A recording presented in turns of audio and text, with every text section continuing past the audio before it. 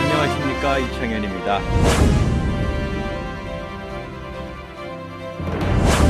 전국 비상시국회의와 대전포럼에서 공동으로 기획하는 6회 연속 총선 특집 방송인데요. 벌써 4월 10일 총선이 한 달 남짓밖에 남지 않았습니다. 오늘 유권자에게 윤석열 정부의 첫 번째 총선인데요. 국정농단과 관련된 다양한 기획 토크를 준비하고 있는 시리즈물입니다. 두 번째 시간인데요. 그 두 번째 시간은 검찰 정권과 파시즘이라는 제목입니다. 패널로서 다들 아시죠? 우리 하승수 변호사님 나오셨습니다. 네, 감사합니다. 또 조성식 검찰 전문 기자 나오셨습니다. 네, 안녕하세요. 네. 먼저 하 변호사님은 인권 변호사로 널리 알려지셨죠? 그리고 또 대학 교수 시민활동가 또 정당 대표까지 하셨는데 이번에 뭐 비례 진출 안 하십니까? 네, 저는 그냥 시민운동에 열심히 몰입하고 있습니다. 네네. 세금 도둑도 잡아야 되고 또 제가 네. 농촌 주민들을 돕는 일을 또 3년 전부터 하고 있었어요. 네. 네, 그런 시민사회 활동에 좀 주력하고 있습니다. 또 그 와중에 또 검찰 특활비 네, 가지고 뭐. 또 열심히 하시고 예. 계신데요. 그런데 알고 봤더니 95년도에 사법고시 봤는데 한동훈 위원장하고 동기라고 하시네요. 한동훈 비대위원장하고 뭐 저기 이원석 검찰총장이랑 사법연수원 동기입니다. 네, 잘 아세요? 잘 모르죠. 연수원 수료하고 한 번도 본 적도 없고 연수원 다닐 때도 뭐 친하지는 않아가지고 네네. 잘 모릅니다. 그 동기가 어떻게 하는지 좀 이따가 좀 제대로 비판해 주시고요. 우리 조성식 기자께서는 검찰 전문 기자. 사실 검찰과 관련된 책을 많이 내셨어요. 최근에는 이게 무슨 소설 제목이죠? 참을 수 없는 존재의 가벼움이 아니라 무거움이네요. 어떤 내용 다뤘습니까? 예, 그 밀란 쿤테라 소설 제목에 좀 묻어가려고 네. 예, 무거움이라고 했는데 뭐 그렇게 많이 팔리지는 않았고요. 예, 그 동안에 한 2년 가까이 오마이뉴스에 이제 제가 칼럼 썼던 거를 이제 모아서 거기 이제 뭐 좀 새로 추가된 내용 또 뭐 단상 이런 것들을 덧붙여가지고 냈는데 아무래도 이제 검찰에 대한 내용이 많습니다. 검찰 네. 개혁 뭐. 근데 그 책 펴보니까 이게 너무 이게 찬사들이 많은데 네. 뉴스타파 김용진 대표는 천생 기자다 이런 얘기를 하고 오마이의 오연호 대표는 현상 너머에 있는 본질을 추적한다. 이거 좀 과잉 홍보 아닙니까? 그러니까 그분들이 이렇게 애를 써주셨는데 네. 예, 좀 부응해야 되는데 책은 그렇게 아직 팔리지는 않고 있어서 네. 이 방송 좀 덕을 좀 보면 좋겠어요. 네네. 그 저기 책 제목에 무거움이라고 해서 많은 분들이 쉽게 책을 채택하지 않는 게 아닌가 생각이 드는데 무겁지만 재미있죠? 아니 그러니까 그게 조금 뭐 중의적인 표현이 있는데 예, 윤석열 정권 검찰 정권이 워낙 무거우니까 예, 우리 존재 자체를 무겁게 한다 이런 사실 뜻도 있거든요. 네. 그래서 오늘 방송 보고 한 100권이라도 좀 더 나갔으면 좋겠습니다. 자, 우리 검찰 독재에 대한 검찰 정권에 대한 진솔한 이야기가 펼쳐질 텐데요. 몇 토막으로 우리가 나눠봤습니다. 제목을. 첫 번째는 과연 현 윤석열 정부를 어떻게 평가해야 하는가? 검찰 정권, 검찰 독재 이렇게 얘기하는데 이렇게 검찰이 대통령, 여당 대표 이렇게 다 지배하는 거 이거 바람직한 겁니까? 글쎄 뭐 민주주의 국가에서 이런 나라가 있을까 싶은 생각이 드는데요. 왜냐하면 대통령이라는 어떻게 보면은 뭐 행정부의 수반이자 국가 원수 거기다가 또 여당 대표를 그것도 임명직 비슷하게 낙점을 해서 한동훈 비대위원장이 지금 하고 있는데 사실 또 일반 검사도 아니죠. 두 사람 다 이제 어떤 특수부 검사, 소위 말해서 검찰 내부에서도 기득권 엘리트라는 수식어 붙는 특수부 검사 출신들이 대통령과 여당 대표를 맡고 있고, 그리고 대통령 비서실에 그 윤석열 검찰총장 시절에 검찰총장 비서실에 있던 사람들을 싹 또 대통령 비서실로 데려가지 않았습니까? 지금 또 뭐 대검 사무국장 하던 복도규 씨가 지금 인사기획관 하고 있고. 대검 운영지원과장, 총무과장 하던 사람이 총무비서관 하고 있고, 그러니까 사실은 뭐 이게 검찰 정권이라는 말이 그냥 뭐 단순히 대통령 여당 대표뿐만 아니라 뭐 국가의 중요한 요직도 그렇고 거기다가 대통령 비서실을 어떻게 보면 검찰총장 비서실을 대통령 비서실로 옮겨놓은 듯한 그런 상황이니까 뭐 검찰 정권이란 말이 저는 뭐 지나치지 않다. 앞서가는 사람들과 뒤에서 오는 사람들 모두 다 우리에게 사랑이 필요한 거죠. 우리가 저마다 힘에 겨우 인생의 무게로 넘어질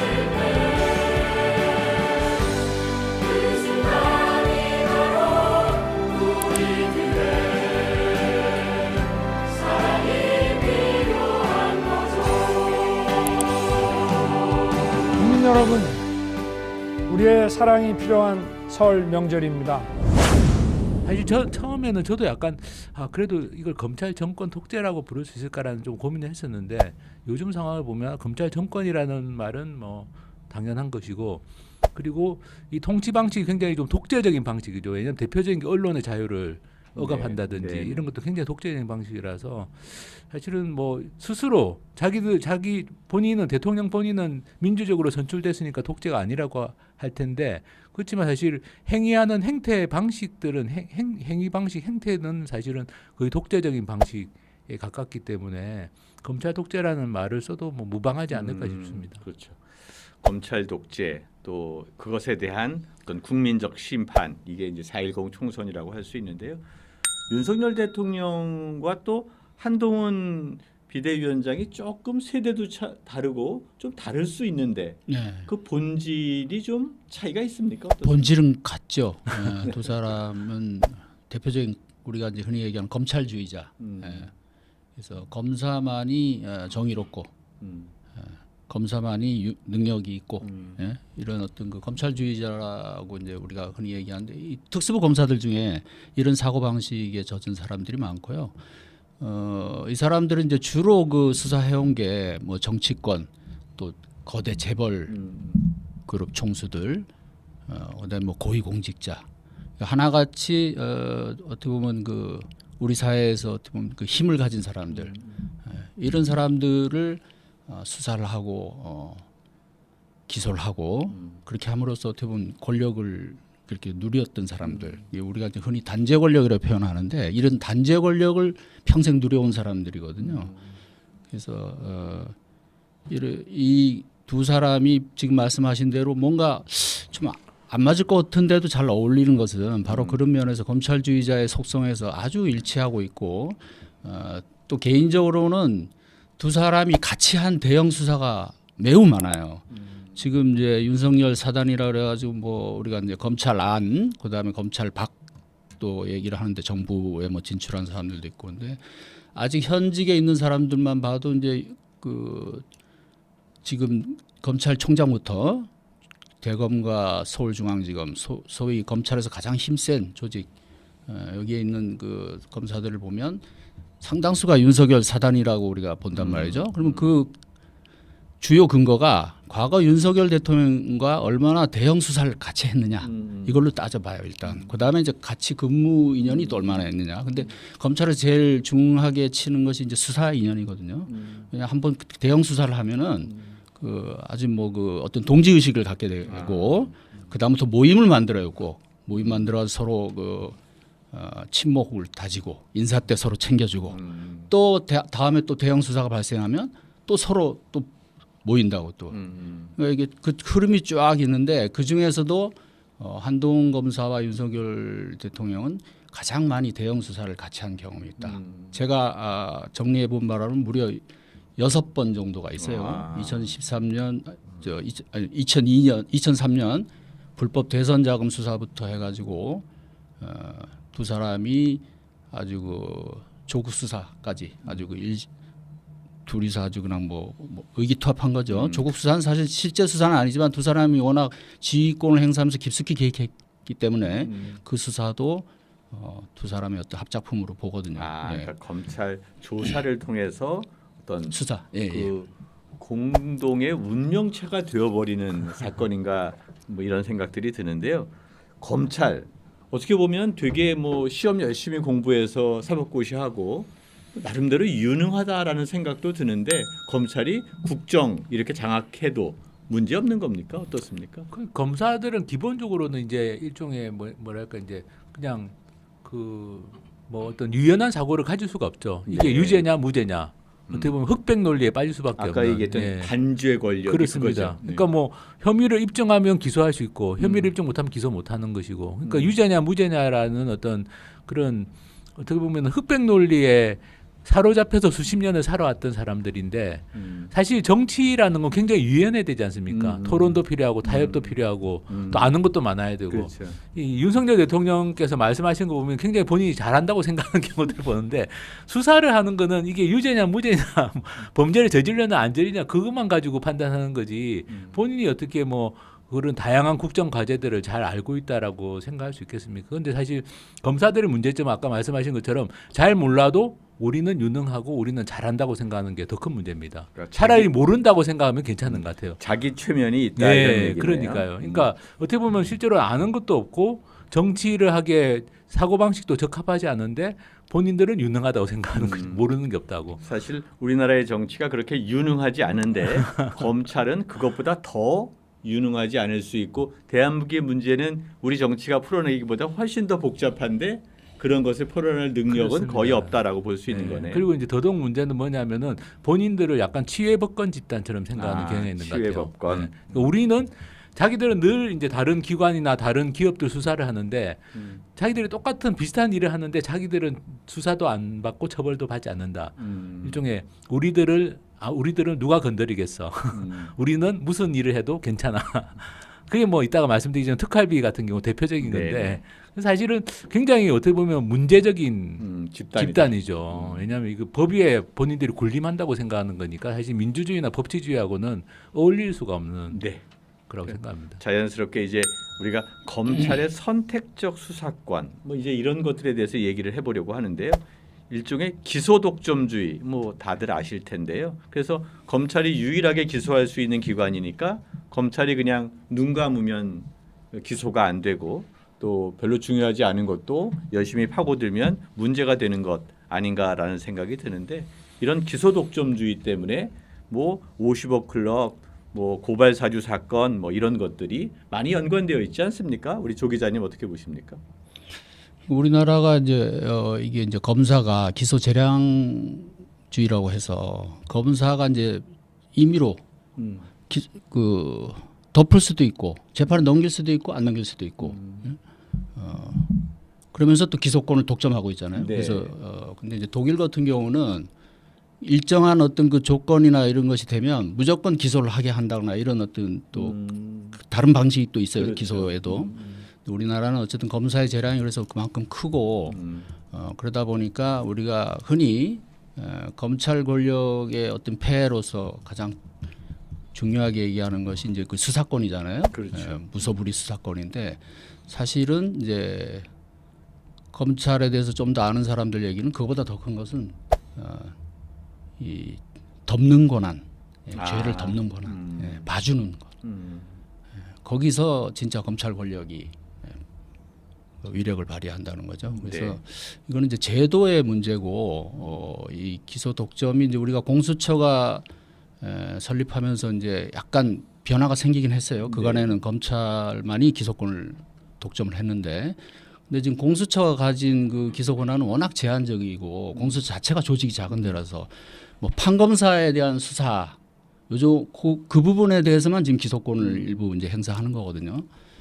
그래서 이런 부분에 대해서는 앞으로 우리가 좀 더 이제 연구가 필요한데 이제 선진국에서 보면 보통 이제 이런 검사의 기소권을 견제하기 위해서 그 이제 대배신제 같은 거 이런 걸 적용한단 말이죠. 그래서 그 검사가 아닌 일반 시민들이 사전에 어떤 판단을 할 수 있게끔 검사만이 왜냐하면 모든 걸 검사한테 맡길 경우에 이게 검사가 마치 전지전능한 신도 아닌데 그렇죠. 얼마든지 그 오류 오판이 나올 수 있잖아요. 또 어떤 정치적인 목적을 갖고 있으면 말도 안 되는 그런 기소 재판이 이어질 수도 있고 그렇단 말이죠. 그래서 그런 부분에 대한 좀 견제 방안이 네. 있어야 되고 뭐 지금 우리나라도 그래서 일부 뭐 시범적으로 뭐 국민 이제 재판에서도 국민 참여 그렇죠. 재판 뭐 이런 거 예. 이제 도입을 좀 재판 하고 있는데 과정에서 예, 그 전에 이제 기소에도 이런 좀 견제하는 것이 좀 필요하다. 예. 그래서 지금 하지 말아야 될 수사를 하고 하지 말아야 될 기소를 하고 또 반대로 꼭 해야 될 수사나 기소는 하지 않는 이러면 검찰이 이제 정치 검찰 그렇죠. 소리를 듣고 욕을 먹는 거거든요. 검찰이 비난받는 게 이제 바로 그런 건데 이거 지금 좀 전에 아까 진행자께서 말씀하신 뭐 김건희 수사나 뭐 50억 클럽이나 뭐 이런 부분들이 다 꼭 해야 될 수사는 정작 제대로 안 하고 예를 들면 뭐 이게 뭐 사실 사례를 들면 끝이 없는데 예를 들면 최근에 이제 기소된 사례를 보면 그 김혜경 씨 이재명 민주당 네네. 대표 김혜경 부인 김혜경 씨는 불과 10만 원 네네. 법인카드 썼다고 지금 기소를 했잖아요.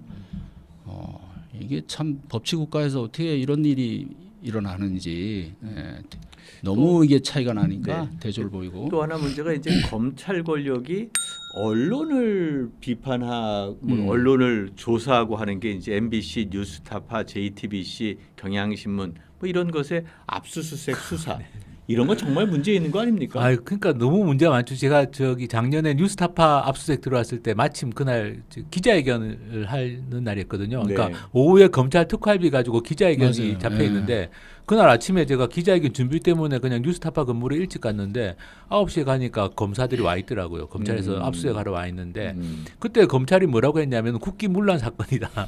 뭐 완전히 그냥 뉴스타파가 엄청난 범죄를 저지른 그렇죠. 집단인 것처럼 그때 뭐 언론사를 압수수색하러 온 거 아닙니까? 근데 지금 몇 달 지났는데 아무 소식이 없어요. 제가 어제도 뉴스타파 분 만나가지고 검찰 뭐 하고 있냐? 아니 그때는 뭐 국기문란이니 하면서 막 압수수색하고 난리를 치더니 지금 뭐 기소한 사람도 없고 구속한 사람도 없고 그냥 가지고 있는 거거든요, 사건을. 그러니까 이거는 거의 뭐랄까 언론 플레이를 위해서 또는 정치 플레이를 위해서 압수수색을 한 거 아닌가? 그러니까 정말로 수사든 기소든 정말 이렇게 자기들이 타겟을 정하고 그림을 그리고 또는 어떤 시기에 정치적인 이유 때문에 이 시기에 좀 이슈를 전환하기 위해서 이런 걸 좀 해야 되겠다. 그러면 압수수색하고 뭐 기소하고 근데 막상 나중에 결과를 보면 아무것도 안 나오는 경우도 많고 근데 그걸 이제 검찰이 이전하고 다른 점은 이걸 언론사를 상대로도 이런 짓을 한다는 게 언론은 어떻게 보면 민주주의의 마지막 보루인데 그렇죠. 민주주의 마지막 보루에 대해서도 이렇게 수사권을 남용하는 거죠. 수사권을 남용하는 걸 보면 이건 매우 심각한 상황이다. 사실 깜짝 놀랐어요. 저는 그때 압수수색 들어와 가지고 그러면 뭐 조만간에 뭐 영장을 청구하든 기소를 하겠구나 생각했는데 이게 또 그 한 가지 흥미로운 게 네. 이 지금 뉴스타파 수사팀의 이 수사 지휘 라인 여기가 그 과거 윤석열 대통령 수사 동지들이에요. 다. 지금도 그래서 아까도 제가 처음에 말씀드린 그 윤석열 사단 지금도 이제 검찰의 주류고 사실 문재인 정부 때도 이 사람들이 주류였어요. 근데 이제 조국 수사 이후에 이제 좌천을 당했었죠. 그랬다가 다시 정권 바뀌면서 싹 다시 돌아와가지고 지금 검찰을 싹 장악을 하고 있거든요. 근데 그 중에서도 지금 뉴스타파 수사에 이게 수사를 주도하고 지휘하는 사람들이 공교롭게도 그 윤석열 대통령이 과거에 했던 대형 수사 중에 그 2016년에 국정농단 특검 수사가 있었잖아요. 그때 이제 현직 검사들이 20명이 거기 합류를 하거든요. 그 박영수 특검팀에 그때 참여했던 검사들이 지금 주축을 이루고 있다. 그 중에 여러 명이 지금 이 수사 지금 실제 뭐 지금 주임 검사라 할 수 있는 중앙지검의 반부패 수사 1부장 강백신 부장이 지금 주도를 하고 있는데 이 사람은 이제 주로 지금까지 이제 이재명 대표 관련 수사를 많이 해왔던 사람이거든요. 이제 그 위에 또 뭐 4차장 중앙지검 4차장 고형곤 또 그 위에 뭐 이제 지휘관으로 따지면 대검 차장 뭐 해가지고 이 사람들이 다 윤석열 대통령 수사 동지들이에요. 그러니까 수사 동지인 윤석열 대통령이 이 사건의 뉴스타파 사건에 대해서 뭐라 그랬습니까? 희대 정치 공작이라고 그렇죠. 규정을 해버렸잖아요. 그러니까 바로 그 다음 날 무슨 이름도 어마어마한 그 무슨 특별수사팀을 꾸리잖아요. 네. 근데 아까 이제 박 변호사님 말씀대로 지금 몇 달이 지났는데 네, 소식이 없어요. 소식이 저는 조금씩 듣고 있어요. 네. 지금 이제 애초에는 뭐가 이제 나올 걸로 기대를 하고 또 실제로 그런 목적을 갖고 한 수사예요. 야당에도 타격을 주려고 했고. 그러니까 이것은 뉴스타파와 민주당 이 공모했다고 처음부터 이 사람들은 그림을 그린 거예요. 그리고 그게 이제 그 증거가 나올 걸로 계속 기대를 했는데 일단 그 이제 출발점이 신학림 전 전국 언론노조 위원장이잖아요. 네네. 근데 이분에 대한 수사에서 나오는 게 지금 없는 거예요. 지금 이게 검사들이 지금 사실 상당히 당황하는 분위기고 제가 듣기로는 그래서 수사팀 자체가 지금 축소가 됐어요. 네. 그래서 결과를 지금 못 내놓고 있고 수사팀 내부에서 좀 이견도 나왔다. 서로 좀 이게 좀 잘 안 맞는다. 근데 위에서는 어떻게든지 좀 이거 좀 해야 된다. 뭐 왜냐하면 이게 대통령이 없고 그다음에 여당 대표가 뭐 심지어 그 김기현 대표는 전 대표죠. 뭐라 그랬습니까? 이게 무슨 뭐 사형죄에 해당된다. 네 맞습니다. 그 사람들 난 참 정신이 그러니까 이게 어떤 범죄 증거가 있어서 수사를 하는 게 아니라 자기들이 그림을 그려놓고 끼워 맞추려고 하다가 안 끼워 맞춰지니까 이런 사태가 벌어지는 건데요. 진짜 만약에 여기에서 범죄가 없었다, 혐의가 없다는 게 밝혀지면 그 언론에 대해서 사형 운운한 여당 대표 그리고 뭐 정치 공작 운운한 대통령은 과연 어떻게 책임을 물어야 되는 건지. 여당 대표와 네. 대통령에 대한 책임까지. 언론에 대한 명예훼손일뿐만 아니라 이건 네. 민주주의에 대한 사실은 민주주의의 칼을 들이댄 거나 마찬가지거든요. 그런데 아무것도 나오는 게 없는 거죠. 네. 근데 그것뿐만 아니라 뭐 별건 수사, 피의 사실 흘리기 뭐 이런 것 때문에 이선균 배우가 자살하는 일도 벌어졌잖아요. 그런 것들이 사실은 그 검찰의 권력이라는 게 이렇게 해서 좀 이슈를 딴 데로 바꾸고 이런 역할도 좀 하나 보죠. 그 이선균 배우는 네. 사실 뭐 조금 정확하게 얘기하면 검찰의 수사를 한 건 아니고 경찰 수사가 문제가 된 건데 일반적으로 이제 뭐 그 속성은 똑같죠. 피의 사실 유포하고 망신주기하고 언론에 이제 미리 흘려가지고 압박을 하고 그래서 피의자를 끊임없이 그 어떻게 뭐 궁지에 몰아넣는 거죠 말하자면. 그래서 네. 계속 자백을 하게 만들려 또 다른 건으로 뭐 그러니까 순순히 어떤 그 자기들이 원하는 그런 어떤 그 혐의 사실에 대해서 답이 안 나올 때 그런 식의 어떤 수사기관에서 하는 수법들은 뭐 검찰이나 경찰이나 근데 이제 경찰은 상대적으로 그 동안에 조금 이제 비교적 좀 작은 사건들에서 그러는 거고 근데 주로 문제가 된 게 이제 검찰이 정치적 수사를 많이 하니까 검찰이 이제 그런 부분에서 문제가 많이 됐던 거고 이 부분은 그래서 추미애 장관 때 한번 1차 개선이 됐는데 피의사실 공표 이런 부분에 대해서 이제 공소장도 재판에 넘어가기 전에는 공개를 못하게 하고 국회에만 이제 뭐 보고를 하게 한다거나 과거에는 이제 언론사 기자들한테 막 그렇죠. 막 줬거든요. 저도 뭐 저도 기자 생활할 때 뭐 그냥 맘만 먹으면 뭐 다 구했어요. 근데 요새는 이제 그게 잘 안 돼요.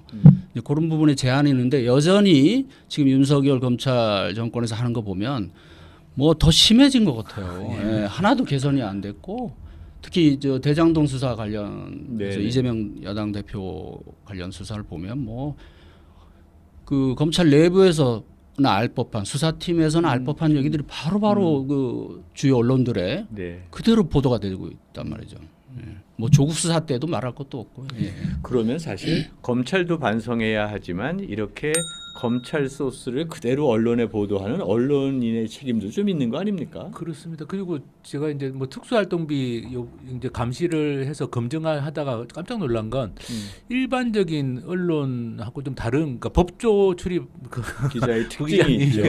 잘 조성식 기자님 잘 아시겠지만 좀 다르더라고요. 저도 좀 깜짝 놀랐습니다. 이렇게 법조 출입하는 특히 그 메이저 내지는 이제 좀 보수 언론 쪽 기자분들은 예를 들면 이런 겁니다. 저희가 무슨 기자회견인데 저희 기자회견 내용은 안 쓰고 검찰이 해명을 하면은 검찰 해명부터 먼저 기사를 써요. 기자회견 때문에 해명한 건데. 네, 그렇습니다. 그러니까 이게 검찰이 해명을 해주면 저희는 좋아요. 그럼 기사가 나옵니다. 어쨌든 거꾸로. 네. 근데 저희가 그냥 기자회견 하면 안 써요. 많은 언론들이. 이게 참 희한하더라고요. 그 진행자님이 지금 이제 언론도 좀 문제가 아니냐 이랬는데 좋은 문제가 아니에요. 때로는 더 큰 문제예요 언론이. 이게 뭐 이제 그래서 흔히 이제 검언 유착 네네. 실제로 이제 뭐 그런 네. 사건도 있고 했는데 음. 검찰과 언론의 이 오랜 동맹 관계 이 뿌리가 깊고 그게 이제 단순히 진영 논리로만 또 볼 수도 없어요. 없죠. 예, 그 속성을 보면 아까 이제 법조 출입 기자들의 문제를 말씀하셨는데 이게 이제 한 식구다 보니까 원래는 이제 사실은 이 출입 기자라는 게 이제 좀 감시하는 기능도 있는 거잖아요. 그 어떤 정부 부처의 어떤 정보도 뭐 받아서 국민에게 알리는 역할이 중요하지만 감시의 기능도 있는데 검찰이 가진 권한이 워낙 크고 특히 이 수사 정보에 관한 한 독점적이잖아요. 그리고 이것이 바로 이것은 그 사람의 어떤 생사를 좌우하고 기업의 어떤 그 그렇죠. 뭐 흥망을 진짜 좌지우지할 수도 있고 그다음에 고위공직자 유력한 정치인들도 뭐 한 칼에 수사라는 이름으로 날릴 수 있는 이런 권한을 가진 정부 어떤 조직 중에 정부 기관 중에 없어요. 검찰 이 정도의 어떤 권한이 있는 데가 그러다 보니까 이 기자들이 다른 출입처와는 다르게 검찰에는 엄청나게 의존을 하고 또 검찰에서 나오는 정보는 이거는 무조건 사실이라고 믿는 거예요. 그렇죠. 공신력 있는 국가기관 그 중에서도 이것은 수사를 하는 기관. 그러니까 여기서 얘기하거나 뭐 공적으로 또는 개인적으로 왜냐하면 검사들이 또 이렇게 몇몇 언론사 기자들 친한 기자들은 개인적으로 또 정보를 이렇게 막 나눠주잖아요. 네. 이걸 이제 잘한 사람이 한동훈 비대위원장이라고 소문이 나 있었죠. 근데 또는 이제 공적으로 또 불러다 모아놓고 뭐 오프 더 레코드를 걸면서 때로는 뭐 이런 식으로 이제 기자들을 끌고 가는 거예요. 그러면 검사들은 자기들 필요에 의해서 또는 검찰 조직의 이익을 위해서 수사에 필요해서 언론을 활용하는 거고 언론은 언론대로 그렇죠. 쓸거리를 일용할 양식을 매일매일 던져주니까 특히 대형 수사가 터지면 언론이 신나잖아요. 그렇죠. 거기다가 또 더 좋은 것은 개별적으로 또 던져준단 말이에요. 이런 관계가 계속 되오다 보니까 언론 쪽에서는 흔히 얘기하는 그 단독 특종 경쟁 여기에 검찰이 상당한 역할을 해준단 말이에요. 그러니까 점점 그런 어떤 의존적인 이런 관계가 심하고 이것은 정권과 상관없이 그것이 잘 안 깨진다. 그래서 이제 이 검찰 출입 기자 제도를 개선해야 된다. 이런 얘기가 오래전부터 나왔거든요. 근데 의식 있는 몇몇 기자들이 얘기를 해요. 근데 전체적으로 안 움직여요. 왜냐하면 이게 자기들의 일종의 또 특권이거든요. 그 출입처 거기 기자단에 못 들어간 매체들이 엄청 많잖아요. 그러니까 먼저 들어가 있는 사람들은 그것이 하나의 대단한 권력이 또 되고 자기들만의 독점적인 어떤 정보력이 되기 때문에 그 장하준 교수가 무슨 사다리 걷어차기 선진국의 네네. 어떤 그런 횡포를 그렇게 표현했잖아요. 비슷한 어떤 양상이 벌어지고 있다. 네. 사실은 피의자가 검찰의 그 프레스 라인이라고 하죠. 거기에 한번 쓰는 순간 거의 유죄가 거의 뭐 당연시 되는 것처럼 일반 시청자들은 인식하지 않습니까? 그렇습니다. 근데 예. 검찰은 또 그걸 이용해서 네. 사람들에게 위축 효과를 주고 하는데요. 자, 그러면 하승수 변호사님이 검찰 특활비 문제 가지고 요즘에 많은 이야기들을 하고 있는 것 같아요. 그래서 검찰의 기소 독점주의. 그래서 검찰의 특활비가 뭐 다른 사람들이 이렇게 조직이 이렇게 썼다고 하면 정말 엄청난 범죄 행위가 될 텐데 검찰의 특활비는 아무도 건들지 않고 검찰이 침묵하고 있는데요. 이 특활비 어느 정도 문제였던가요? 그러니까 이게 정말 좀 놀라운 건데요. 왜냐하면은 그 2017년 가을에 그 윤석열 대통령이 중앙지검장으로 있던 시절에 그 특수부 팀들이 또 국정원 특활비 수사를 하지 않습니까? 그래서 국정원장 3사람을 실형을 살게 만들었거든요. 그렇죠. 예. 근데 그때 국정원장 3사람의 항변은 뭐였냐면은 우리가 국정원 특활비를 일부 이제 청와대 이렇게 그 상납이라고 표현한 건데 청와대 이제 상납한 건 맞지만 청와대도 그걸 국가 운영을 위해서 쓴 거다. 사적으로 쓴 건 아니다. 뭐 실제로 사적으로 썼다는 얘기는 없었습니다. 근데 어쨌든 그걸 이제 어떻게 논리를 구성했냐면은 검찰에서는 이렇게 국정원 특수활동비는 기밀 유지가 필요한 어떤 수사나 정보 수집에 쓰게 돼 있으니까 이거를 청와대에 전달한 것 자체가 횡령이다. 이렇게 이제 그러니까 용도에 벗어나서 그렇지. 사용한 것 자체가 횡령이고 국고 손실죄다 해서 이제 다 실형을 살게 만들었는데 저희가 이제 검찰 특활비를 작년 6월달에 자료를 받아가지고 막 다 지워놨는데 뭐 검증을 하다 보니까 좀 보이는 것들이 있었거든요. 가령 뭐 그 당시에 윤석열 중앙지검장 같은 경우는 명절 4번을 앞두고 2억 5천을 떡값으로 뿌렸습니다. 뭐 몇십 명한테 이렇게 쭉 뿌리니까 그 떡값이죠. 명절 며칠 전에 4번의 명절이 있었는데 중앙지검장 시절에 설 추석 네. 4번 다 명절 며칠 앞두고 돈 봉투를 쫙 뿌린 거거든요. 그럼 이거는 명백한 명절 떡값이죠. 그럼 사실은 기밀 유지가 필요한 수사나 정보 수집하고 무관하게 그냥 그동안 뭐 고생했다, 뭐 명절 때 좀 써라, 돈 봉투를 나눠준 거거든요. 그럼 그 만약에 그걸 국정원장들 기소했던 논리로 본다면 그 명절 떡값도 횡령이 될 수 있는 겁니다. 왜냐하면 어떤 특정한 사건 수사를 위해서 준 게 아니라 그냥 지검장이 그냥 선심 쓴 거죠. 부하 검사들한테. 그리고 지금 윤석열 이제 검찰총장 되신 다음에 쓴 걸 보면은 한 70억 정도의 현금을 만들어요. 그게 이제 어떻게 보면 편법을 써가지고 만드는 건데 특수활동비를 쓸 때는 아무리 특수활동부지만 이게 용도를 정해가지고 집행 내용 확인서라는 걸 써야 됩니다. 어디에다 썼다는 걸 기록을 남겨야 되는데 그걸 예외적으로 생략할 수 있는 제도가 있거든요. 근데 집행 내용 확인서 생략이라는 걸 이용해가지고 몇 억씩 이렇게 현금화를 만드는 거예요. 그 현금 따발을 아마 제가 추측하기에는 검찰총장 아마 비서실이든 뭐 거기에 금고든 캐비넷이든 그 안에 넣어놓고 이렇게 필요할 때마다 쓴 겁니다. 근데 그렇게 쓰는 방식 자체가 사실은 다 법령과 지침 위반이거든요. 그러니까 그 중에서도 굉장히 많은 문제가 있을 거고. 그러니까 국정원장에게 적용시켰던 법 그 논리를 만약에 법리를 그대로 적용한다면 그렇게 해도 문제다. 제가 보기에는 횡령이나 국고 손실죄가 나옵니다. 수사를 안 해서 그렇지. 지금 수사와 기소를 할 주체가 없어서 그렇지. 그리고 이제 이번에 이원석 총장도 이번에 이제 얼마 전에 밝혀진 게 이원석 검찰총장 같은 경우는 자기가 잘 쓰고 있다고 계속 국회에 나와서도 주장했는데 이번에 밝혀진 게 전국 검찰청 민원실에 이렇게 돈 봉투를 쫙 뿌린 거거든요. 그건 작년 6월입니다. 얼마 안 됐습니다. 작년 6월 달에 민원실에. 그래서 민원실에서 그 민원실장 한 분이 지청의 실장 한 분이 돈을 갑자기 100만 원을 준다고 해서 받으러 오라. 검찰총장이 내려주신 것이다 해가지고 아 내가 수사를 안 하는데 나는 우리는 민원실은 기밀을 취급하는 것이 아닌데 자기가 보기에는 자기가 특수활동비를 받을 위치가 아니라고 본 거예요. 그분이 이제 그 당시에 그 대검에서 뿌린 메시지나 이런 걸 쭉 다 보관하고 있다가 작년 9월에 퇴직을 한 다음에 제보를 하셔가지고 이번에 저희가 이제 고발을 했는데 그러니까 이거는 이 검찰청 민원실은 특수활동비를 쓸 수 있는 곳이 아닙니다. 근데 우리는 그냥 뭐 그거로 대민 뭐 예. 민원 상담인데 뭐 상담하고 서류 접수하고 그렇죠. 서류 네. 발급해 주는 건데 네. 뭐 일부 수사나 민원 업무가 일부 수사나 이런 게 관련이 있다고 하더라도 기밀 유지가 필요한 특수활동 수사는 아니거든요. 그런 특수활동비는 특수활동을 하는 사람에게 줘야 되는데 뭐 민원실이 특수활동하는 것입니까? 그러니까 뭐 그러면 특수부는 모든 활동이 다 특수활동비로 되는 거 아닙니까? 지금 검찰 해명은 그런 겁니다.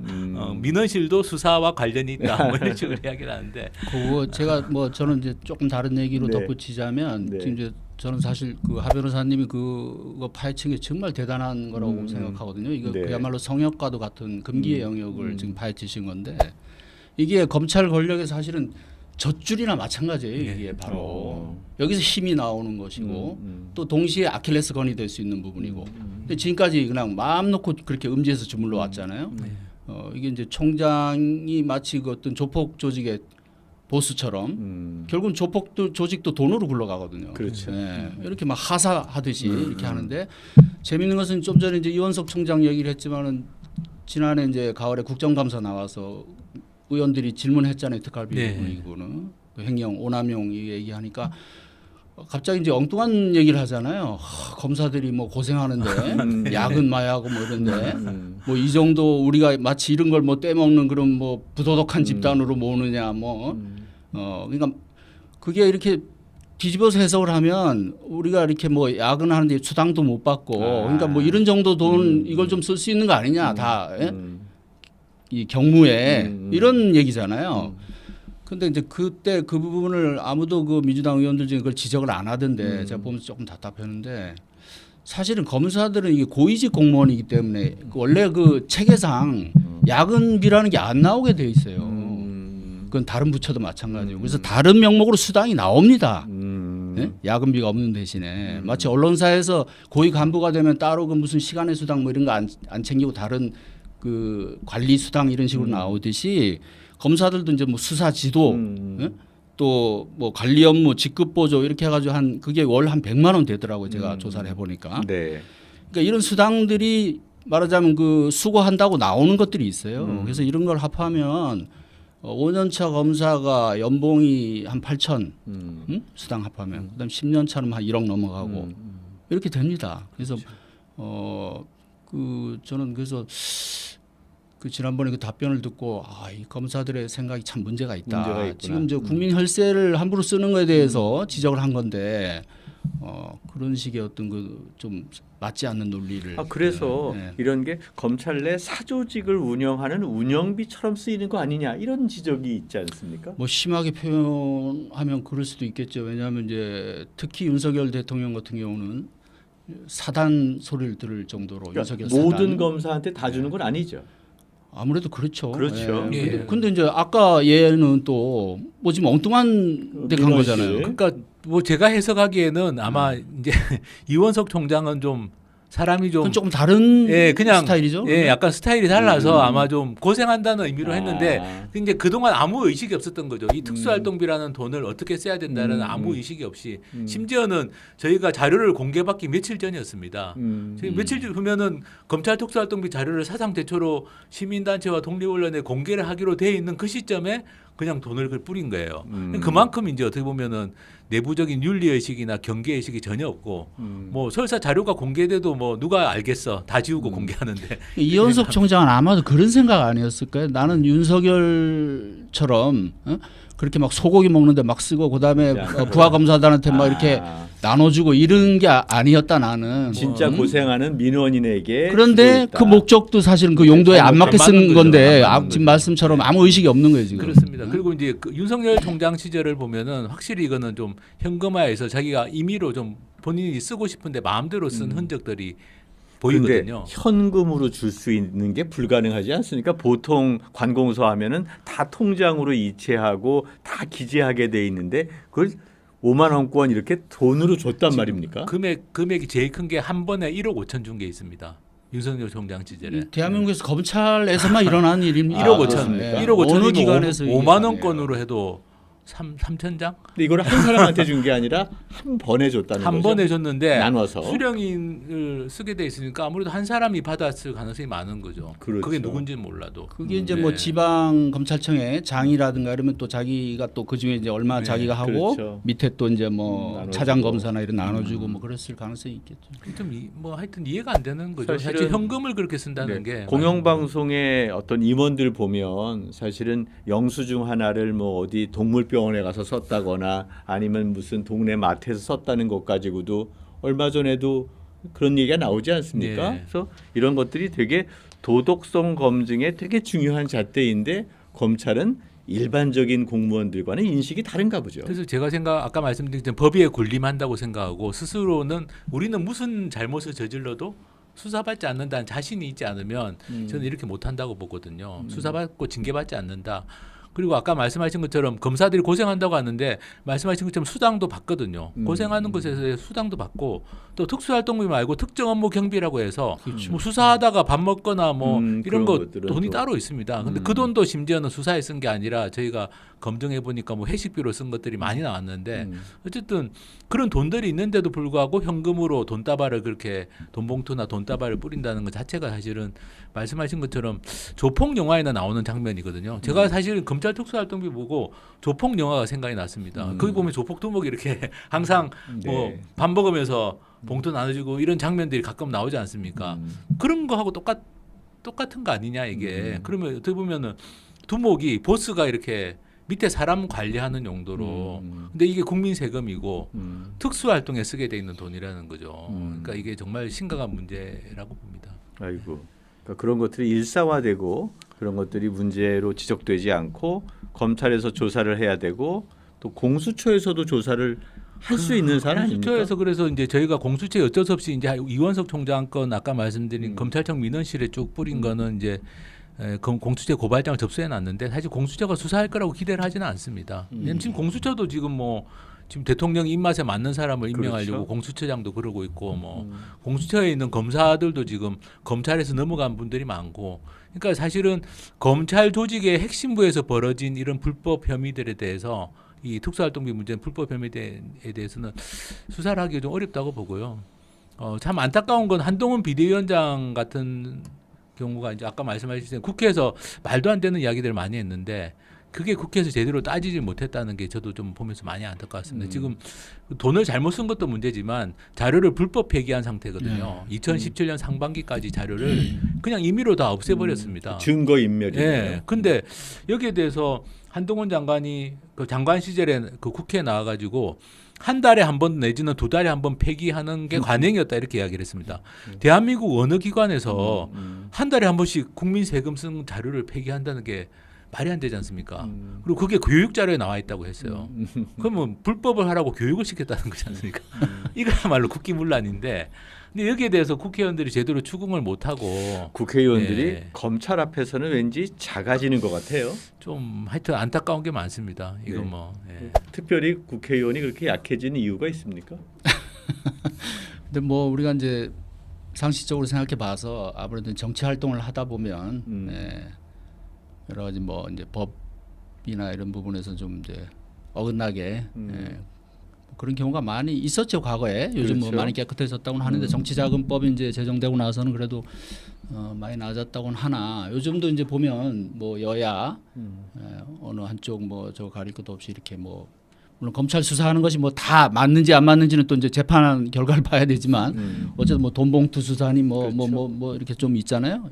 여도 있고 야도 있고 그래서 그런 부분에서 아무래도 국회의원들이 조금 검찰에 대해서 강하게 나가지 못하는 이런 면도 좀 있고 그것이 또 이른바 그 민주당 이 검찰 개혁을 아주 중요한 그 당의 어떤 그 목표로 삼았던 민주당조차도 그렇게 검찰 개혁을 완벽하게 또는 어떤 목표를 이루지 못하는데 하나의 원인이 되지 않았나 좀 더 적극적으로 나서지 못하는 네. 그런 생각이 듭니다. 좋습니다. 자 이제는 좀 구체적으로 이렇게 헌법상의 문제일 수도 있다고 생각하는데요. 대한민국이 삼권 분립이 있는 나라죠. 입법부, 행정부, 사법부가 다 독립적인데 윤석열 정부의 가장 큰 문제가 법치를 하지 않고 이른바 시행령 통치를 한다 이런 얘기를 해요. 근데 이제 이 시행령이 법의 제정 취지에 어긋난다면 사실은 이게 헌법 정신에 어긋나는 거잖아요. 그래서 국회의원들이 입법은 했는데 대통령은 그 입법 결과를 따르지 않고 자기 마음대로 시행령을 만든다고 하는데 이거 심각한 문제가 있는 거 아닙니까? 어떻습니까? 그렇죠. 지금 아까 처음에 그 얘기가 잠깐 나왔던 것 같은데 지금 윤석열 정부 들어와서 검찰 정권이 이제 두드러진 특징 하나가 지금 이제 상권 분립을 무너뜨린다는 네. 건데 첫째는 이제 입법부를 농락을 한단 말이죠. 이게 지금 말씀하신 이제 시행령 부분인데 자 2012년 3월에 이제 이 대선 끝나고 4월에 민주당에서 이제 부랴부랴 형사소송법, 검찰청법을 개정해서 검찰의 직접 수사권을 축소하는 법안을 네네. 뭐 좀 무리하게 해서 이제 밀어붙여 통과시켰잖아요. 그래서 이제 기존에 검찰이 갖고 있던 6대 수사권을 두 가지로 좁혔단 말이죠. 부패 범죄하고 경제 범죄 이 두 분야로만 좁혔는데 이것이 이제 9월부터 시행되는 거였죠. 일정이 이제 6개월 뒤에 시행이니까. 근데 그 한 달 전에 당시 한동훈 법무장관이 그것을 이제 시행령이라는 꼼수로 교묘하게 그걸 이제 비틀어 가지고 다시 그 국회에서 검찰의 수사권을 축소해 놓은 것을 다시 원상복구시키는 그런 식으로. 근데 이게 시행령이라는 게 이게 참 교묘해 가지고 딱히 뭐 불법이다 이렇게 할 수도 없는 것 같더라고요. 저들이 분석을 해보니까. 근데 입법부에서 법을 제정했으면 그 그렇죠. 취지에 맞게 행정부에서는 집행을 해야 되거든요. 근데 그렇게 안 한단 말이죠. 그리고 심지어 그걸 가지고 그래서 한동훈 장관은 또 헌법재판소에 권한쟁의 심판까지 청구했단 말이죠. 이거 행정부 권한을 침해한 그렇죠. 거다라는 식으로. 근데 헌법재판소에서 국회 손을 들어줬다고. 그럼에도 검사의 불구하고. 권한은 검사의 권한은 니네가 하는 게 아니다 행정부가. 그렇죠. 국회의원들이 정하면 입법부에서 정하면 그래도 하는 거다. 그렇게까지 했는데도 이걸 안 되돌려놓고 있어요. 지금도 그대로 가고 있다. 이런 면에서 상고분립의 한 축인 입법부를 무너뜨렸고 또 하나는 사법부까지 뭐 아시다시피 이제 강제징용 뭐 판결 뭐 이런 것들 그 대법원 확정 판결 나온 거 위안부도 그렇고 그렇죠. 이런 것도 그냥 마음대로 뭐 무시하고 지금 그냥 막 다른 방법을 뭐 그냥 막 끌고 가고 이러고 있잖아요. 그런 면에서 이 윤석열 정권 아까 이제 독재 정권이냐 이런 이제 얘기도 나왔는데 독재가 다른 겁니까? 바로 이 상권 분립을 무너뜨린 것이 가장 큰 거죠. 독재 정권의 어떤 특징이라면은.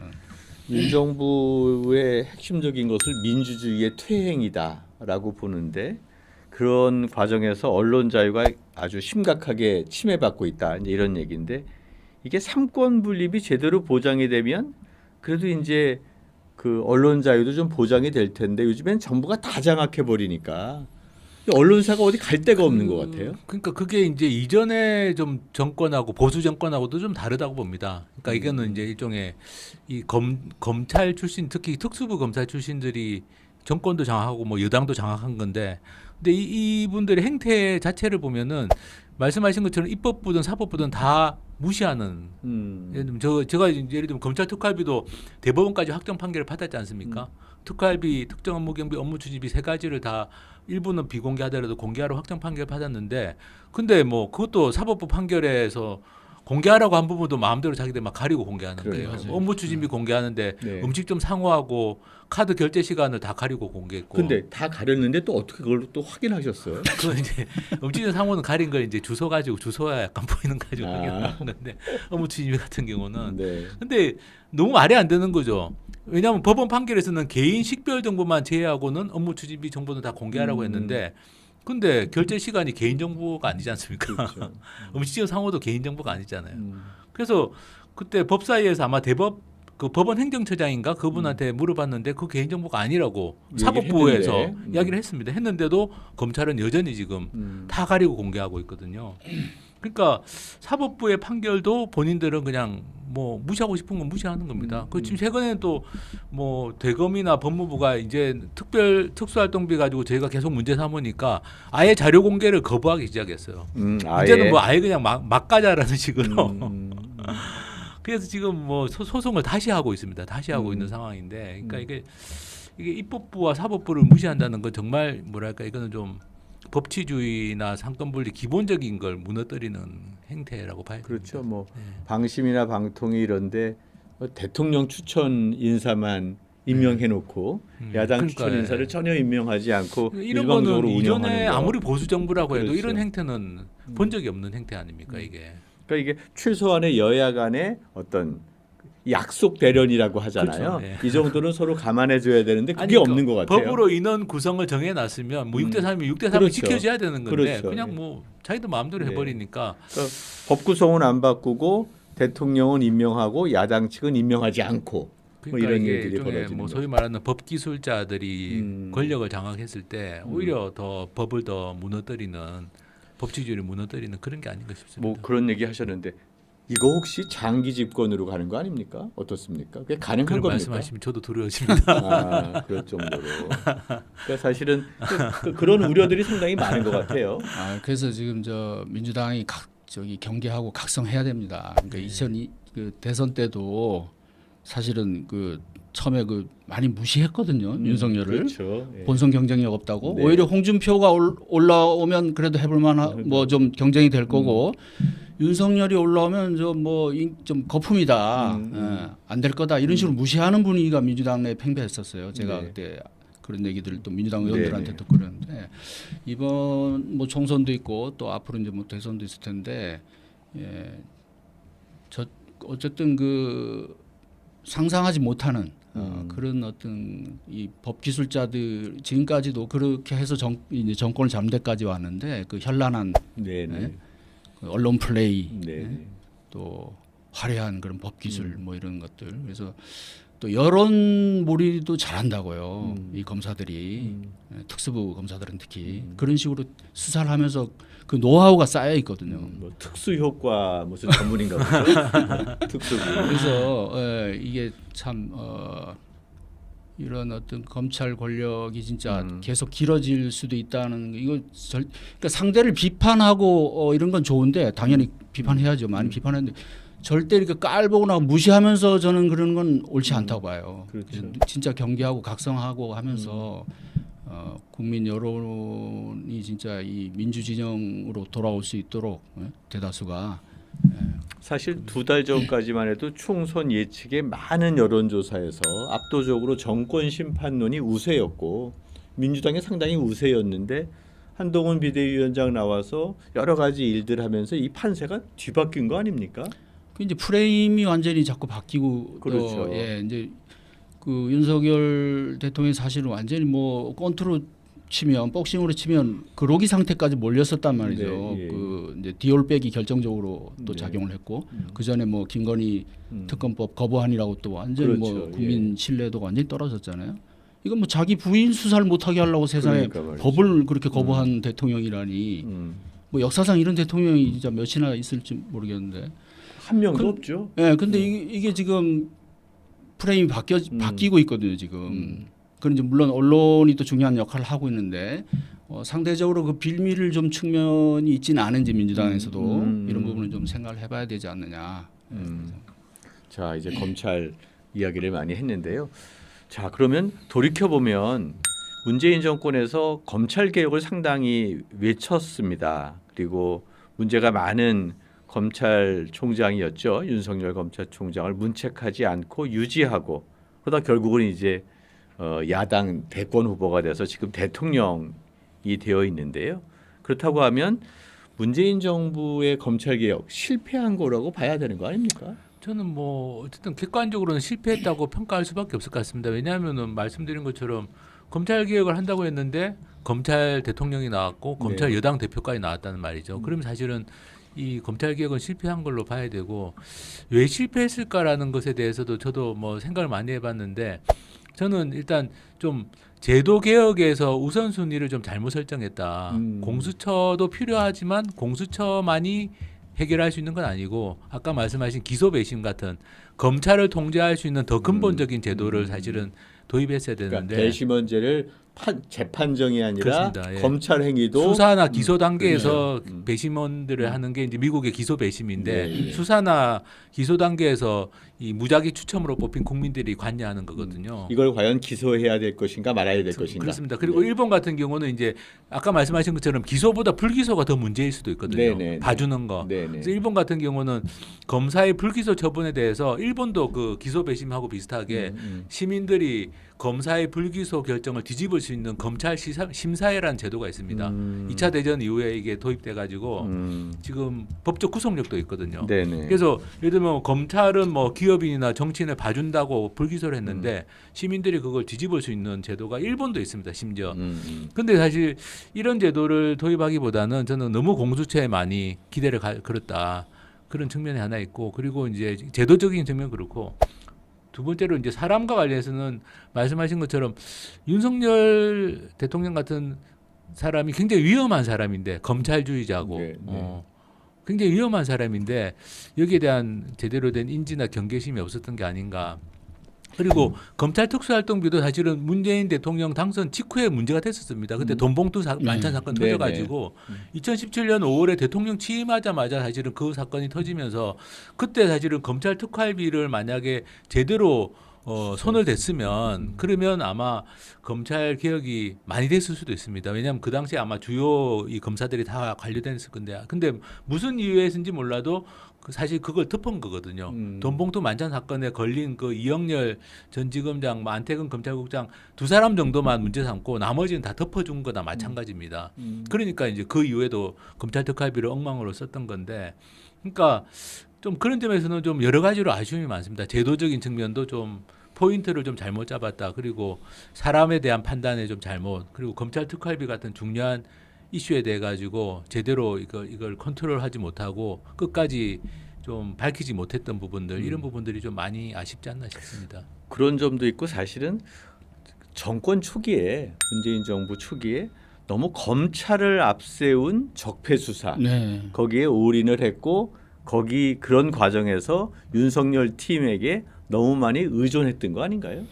예, 지금 뭐 적절한 지적을 해주셨는데요. 사실은 그게 크죠. 예, 현실적으로는. 그래서 원래 대선 공약이었어요. 수사 기소 분리가. 네네. 수사 기소 분리를 우리가 검찰 개혁의 최종 목표라고 이제 얘기를 하는데 문재인 대통령은 그 누구보다도 노무현 전 대통령 그런 비극이 있었기 때문에 검찰 개혁에 대한 그 소신이 나름 강했던 분이에요. 또 본인 당신이 이제 그 노무현 정부 때도 민정수석으로서 검찰 개혁에 어느 정도 관여했었고, 근데 그때는 실패했죠. 하다가 그때는 아예 중단돼 버렸어요. 더 이상 정권의 힘이 빠지는 바람에 여러 가지 이유로. 그래서 문재인 정부는 어쨌든 초기부터 이제 법학자인 조국을 이제 그 민정수석에 앉히면서 사실 설계를 시작한 것까지는 좋았어요. 그리고 나름 뭐 내용도 그렇게 나쁘진 않았는데, 자 뭐가 문제냐면, 자 일단은 이제 조국 수석은 뭐 그 책에도 그랬었지만 단계별로 하겠다는 계획을 세웠어요. 근데 이 부분이 일단 조금 좀 착오가 있지 않았느냐 하는 얘기가 있고, 조금 순진하게 접근했다.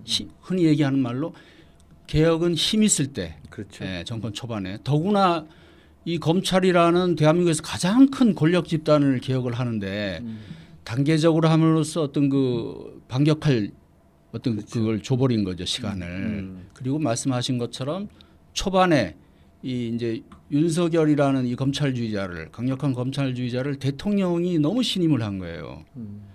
그러니까 특검에서 공을 세웠잖아요. 네. 특검 그저 박근혜 정부를 무너뜨리는. 국정농단. 예, 그래서 파격적으로 서울중앙지검장에 앉힌 것도 문재인 대통령입니다. 그러니까 여기서부터 이제 비극이 싹 트는 건데, 5월 동주와 같은 거죠.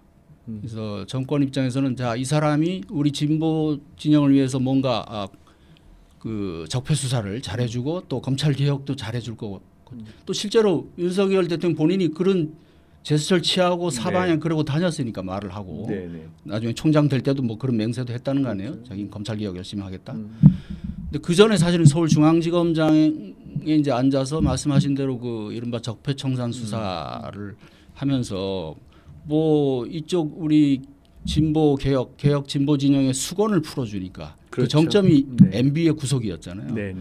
그러니까 사실 진보 진영으로부터도 열렬히 뭐 환호를 받고, 그러니까 정권 입장에서는 이건 뭐 이제 우리 편이라고 생각한 거예요, 그냥. 응? 이게 판단 착오였고 오판이고 오만이라고 제가 그 우리 뉴스타파 기자들하고 같이 쓴 그 책에서도 그런 표현을 썼는데, 그게 큰 어떤 그 비극의 출발점이었다. 그러다 보니까 이제 나중에 통제하지 못하는 정도로까지 권력이 커졌고, 적폐청산을 수사를 빌미로 해서 중앙지검 특수부를 역대 최강으로 키운 거예요. 그 전까지는 특수부가 1, 2, 3부까지 있었거든요. 한 부를 더 신설합니다. 처음이에요. 이 정도로 중앙지검을 특수부를 키웠기 때문에 그것이 나중에 결국은 검찰 개혁을 이제 진행하는데 가장 큰 걸림돌이 돼버렸고, 그 이제 구체적으로 이제 이 사람들이 반격의 반격의 어떤 그 수단으로, 공격 수단으로 삼고 나왔던 게 이제 조국 수사가 되는 거죠. 그래서 그 수사를 기점으로 이제는 완전히 정권에서 오히려 검찰에 끌려다니게 되고. 조국 수사 때 한번 고삐를 잡고 통제할 수는 없었나요? 청와대에서? 그게 뭐 이게 단순하게 설명할 수 없는 게요. 이제 많은 그 비판을 하잖아요. 네, 예. 그때 왜 안 했냐. 그런 저걸 추미애 못했냐. 장관이나 이럴 때도. 뭐 이제 추 장관은 이제 그 뒤에 왔는데, 이게 이제 대통령 정권 입장에서는 아까도 말씀드린 것처럼 일단 윤석열 검찰총장에 대한 신뢰도가 컸어요. 우리 편이라는 생각. 그렇죠. 그래서 여기서 자 조국 법무부 장관 내정자를 수사한다 그러니까 이 긴가민가한 거예요, 이게. 진짜 뭐가 있나 보다. 이 사람들이 그냥 이렇게 할 리는 없어. 뭐가 있는가 보다 이제 불안한 거죠. 근데 이거 양상을 보니까 이제 정권 심장부를 향해서 다가오는 수사인데, 실제로 그 이후에 울산 그렇죠. 시장 뭐 선거 개입 네. 사건 조사한다면서 환경부 장관 뭐 청와대까지 민정 뭐 압수수색 들어오고 막 네. 이러잖아요. 그러니까 그게 이제 조국 수사가 신호탄이었는데, 그러니까 그 제가 듣기로는 그래요. 그래서 정권 내부 핵심부에서도 판단을 잘 못한 거예요. 이게 진짜 이 검찰이 왜 이렇게까지 나오는지. 그래서 그리고 윤석열 당시 총장은 뭐 청와대 그 대통령 독대까지 요구했다는 거 아닙니까? 그 자기 이거는 내가 문재인 정부의 성공을 위해서 하는 수사다. 이렇게 해야지 정의롭고 공평한 어떤 뭐 이제 그런 거죠. 말하자면 살아있는 권력을 치는 모습을 보여줘야 된다. 뭐 이런 어떤 논리. 이런 거에 대해서 대통령을 비롯해서 정권 핵심에서 제대로 판단을 못하고 제대로 대응도 못하고 결국은 이제 끌려다니기 시작한 거고 예. 그게 이제 뭐 비극이 된 거죠. 뭐. 네. 그럼 이제 자연스럽게 이제 마지막인데요. 우리 검찰 개혁을 이제 어떻게 했으면 좋을까 이제 이런 얘기죠. 옛날에 대한민국은 한때 군인이 통제하는 나라였지요. 또 한때는 국정원이 통제하는 나라이기도 했고요. 남산에 끌려가서 얻어맞고 뭐 이런 시기가 있었고요. 근데 이제는 마치 법령에 의해서 민주적으로 이루어지는 것 같지만 결국 몇몇 정치 검찰에 의해서 나라 전체가 통제되는 나라가 된 게 아닌가 싶습니다. 사실 이제까지 모든 독재는 다 역사적 심판을 받게 되고요. 또 역사적 평가에 앞서서 민주적 통제를 좀 해야 되는 게 아닌가 생각이 드는데 검찰의 민주적 통제 가능합니까? 또 어떻게 해야 될까요? 저는 좀 지금 시점에서는 좀 그러니까 이전에 검찰 개혁이 실패했다면 지금은 좀 방향 설정을 잘해야 될 거라고 봅니다. 저는 이제 두 가지가 핵심이라고 보는데요. 총선 이후에 첫 번째는 이제 검찰 특활비, 특정 업무 경비 뭐 이런 예산에 지금 드러난 여러 가지 불법이나 부당 뭐 세금 오남용 특별 검사를 하는 게 굉장히 중요하다고 봅니다. 이거를 파헤쳐야지 결국에는 검찰 조직의 핵심적인 문제가 무엇이고 그리고 지금 현재 이 대통령이나 여당 대표까지 배출을 했지 않습니까? 그분들이 다 그 돈을 쓰신 분들이거든요. 그러니까 그 문제를 저는 파헤치지 않고서는 검찰 개혁은 불가능하다. 아까 말씀하신 가장 아킬레스건이라고 저도 봅니다. 저는 뭐 처음에 사실은 뭐 정보공개 청구하고 소송할 때는 이 정도까지인지 몰랐거든요. 이 정도로 문제가 심각한지는 몰랐는데 지금 작년에 6월달에 자료 받고 지금 한 9개월 됐습니다만 들여다보면 들여다볼수록 이거는 너무나 많은 문제 덩어리고 그게 뭐 AI나 이런 것들을 통해서 분석하시나요? 아니면 아니, 일일이 뭐 여러 가지 방법으로 저희가 뭐 열심히 뚫어져 보기도 하고요. 뭐 이렇게 또 저기 뭐 이렇게 수사 기법이 있으신 것 같은데. 저기 이거 뒤엎는 걸 이렇게 햇볕에 비춰보면 비추고. 보이는 것도 있고.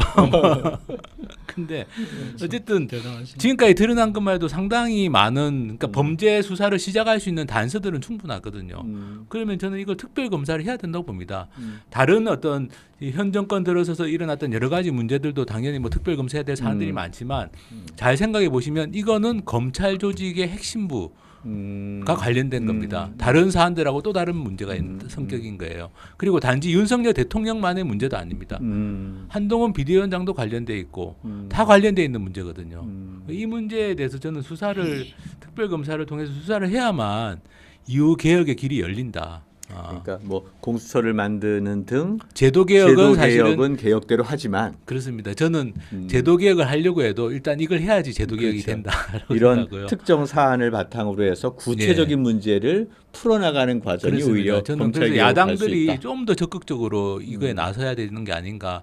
그리고 그 다음으로 저는 이제 제도 개혁을 한다면 아까 말씀드린 것처럼 국민들에게 권력을 주는 그게 기소 배심입니다. 그렇죠. 그리고 국민들이 검찰을 통제하는 거기 때문에 그래서 저는 제도 개혁은 기소 배심 같은 걸 도입해야 되는데 엄청난 저항을 하겠죠. 검찰 조직이. 그렇죠. 그런 저항을 개혁에 대한 저항을 어떻게 보면은 좀 어떻게 보면 제어하기 위해서도 저는 첫 번째 단추는 오히려 특활비 특별 검사다.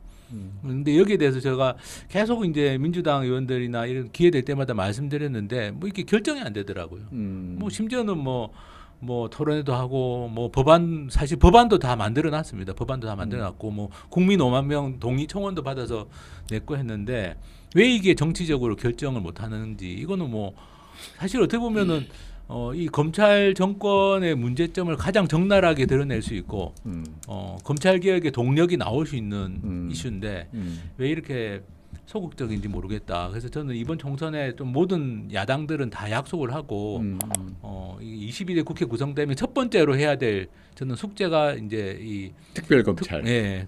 검찰 특수활동비에 대한 특별 검사 도입이라고 생각합니다. 네.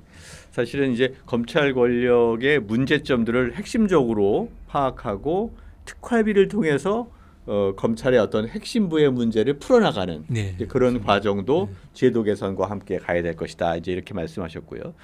검찰 권력의 또 다른 분산 이게 그냥 착한 검찰이 나타나서 검찰 개혁할 수 있는 겁니까? 뭐 그런 일은 없을 거고요. 네. 지금 말씀하신 대로 이제 어떻게 보면 검찰 개혁이라는 것이 어떤 핵심은 검찰 권력을 그것을 이제 말하자면 그 힘을 빼는 거거든요. 검찰 권력이라는 말이 사라지게 하는 것인데 그러려면 아까 말씀하신 대로 가장 근본적인 것은 일단 수사 기소 분리가 이루어져야 된다. 그래서 원래 민주당에서 그 김용민 의원이 이제 발의했던 그 공소청법이 있고 황운하 의원이 발의했던 이제 중대범죄수사청법이 있거든요. 그것이 제대로 됐으면 사실은 수사 기소 분리가 됐을 텐데 아시다시피 이제 2년 전에는 어정쩡하게 이제 타협을 하는 바람에 제대로 그 미완성의 그런 검찰 개혁 법안이 통과가 됐고 이 후유증이 지금도 계속되고 있단 말이죠. 그래서 지금이라도 그것을 다시 그 정신을 살려가지고 민주당에서 입법을 저는 다시 해야 된다고 보고요. 그래서 검사들은 직접 수사는 폐지하거나 아주 제한적으로 해야 됩니다. 그게 서구 그렇죠. 민주주의 국가에서 사법 민주주의 국가에서는 다 그렇게 돼 있거든요. 그래서 경찰의 수사를 법적으로 보완하고 지도하고 이 역할에 좀 더 충실하게 하는 이게 국민들한테도 이롭습니다. 그렇죠. 그렇게만 돼도 검찰 권력이 상당히 분산이 되는 것이고 지금 검수완박이라는 잘못된 프레임이 여전히 국민들 의식이 지금 자리 잡고 있는데 이게 이제 언론의 책임이 크죠. 그래서 검찰에 무슨 마치 그 타고난 권한을 그렇죠. 고유의 권한을 빼앗은 것처럼 박탈한 것처럼 얘기를 하는데 그런 게 어디 있습니까? 수사권이 왜 고유의 권한이에요. 그렇죠. 원래는 경찰 권한이란 말이죠. 그래서 검찰은 좀 더 이제 그런 수사, 보안 수사, 그다음에 기소 여기에 충실하게 이렇게 제도적으로 수사 기소 분리가 이루어져야 되고 또 하나 이제 덧붙이자면 이제 그 검사장 직선제 같은 거 이제 검사장 직선제. 이게 이제 오래전부터 얘기 나왔는데 사실 우리 현실과 아직 안 맞는다 이래서 본격적으로 얘기는 안 하고 있는데 지금은 이제 조금 더 그런 문제도 이제 검토를 해야 된다. 이게 지금 검찰 조직의 가장 문제가 이 일사불란한 이 검사 동일체라는 그 원칙이거든요. 그래서 총장이 도저히 믿기지 않지만 밑에 검사가 예를 들면 나는 이거 기소 못합니다. 나 이거 할 때 총장이 직접 기소를 할 수가 있어요. 또는 그 말을 안 들을 수가 없는 게 검찰청법에 아예 그렇게 규정이 돼 있기 때문에 그래서 이런 것들을 깨기 위해서라도 만약에 검사장들이 선거위에서 선출이 된다. 그럼 굳이 검찰총장한테 그렇게 막 부당한 지시 이런 거에 안 따를 거 아닙니까? 이제 이런 문제. 그래서 이런 것도 좀 같이 검토를 해야 되고 그다음에 검사 개개인에 대한 손해배상 제도를 법적으로 좀 더 활성화해야 된다. 지금은 부당한 수사, 억울한 수사로 정말 막 인생이 파탄나고 그렇죠. 뭐 해도 정부를 상대로 이제 뭐 청구를 해야 된단 말이에요. 근데 뭐 얼마 나오지도 않은 분들은 그것도 이제 그 실제 형을 살아야지 억울한 옥살이에 대해서 뭐 배상이 나온단 말이죠. 월 얼마 보상이. 근데 그렇지 말 그거 외에 검사의 과오가 분명한 경우에 검사 개인에 대해서 손해배상을 할 수 있는 이런 제도를 분명히 좀 이거 만들어야 되고 그다음에 이제 얼마 전에 민주당에서 탄핵 검사 1호를 내고 했지만 이제 탄핵 이런 부분도 명백하게 잘못된 수사 이런 것들이 지금까지 그냥 다 건드릴 수가 없었거든요. 현행법으로는 그냥 국가기관이 하는 행위였기 때문에 근데 이런 부분들에서 탄핵 요건도 좀 더 완화하고 이런 것들이 수시로 입법부 내에서 이루어져서 검찰 권력을 견제할 수 있는 이런 방안도 좀 검토를 해야 되겠다 이런 생각이 듭니다. 뭐 전체적으로 보면 검찰의 민주적 통제 이제까지는 없었고 그래서 검찰의 어떤 정권이다 이런 소리를 들었고 그에 따라서 민주주의의 위기가 오고 있다 이런 얘기인데 어떻게 좀 이 이외에도 어떤 좀 의견을 좀 내실 수 있을까요? 저는 이제 지금 말씀하신 거에 다 동의하고 사실은 또 한편으로 보면 이제 저는 검찰 조직도 하나는 아니다. 그러니까 사실은 공판부나 형사부 검사들이 저는 검찰 조직의 핵심이 돼야 된다고 봅니다. 예전에 공안부, 지금 특수부가 아니고 사실은 검찰 본연의 업무라는 건 말씀하신 것처럼 경찰이 1차 수사를 하고 그리고 그 수사 과정에서 이게 기소하기 전에 한 번 더 검토하고 걸러내고 이런 역할을 하는 게 사실은 이 법률 전문가로서 검사가 해야 될 역할이고 그렇게 보면 형사부나 공판부 검사가 사실 검찰의 꽃이어야 되는데 지금 이상하게 돼가지고 옛날에는 공안부 지금은 특수부가 검찰의 꽃이라고 하는데 그게 잘못된 거죠. 그러니까 그러려면 말씀하신 것처럼 수사 기소 분리 같은 게 이루어져야 되고 그리고 형사부나 공판부 검사들이 일을 잘할 수 있도록 저는 대우도 잘해줘야 된다고 봅니다.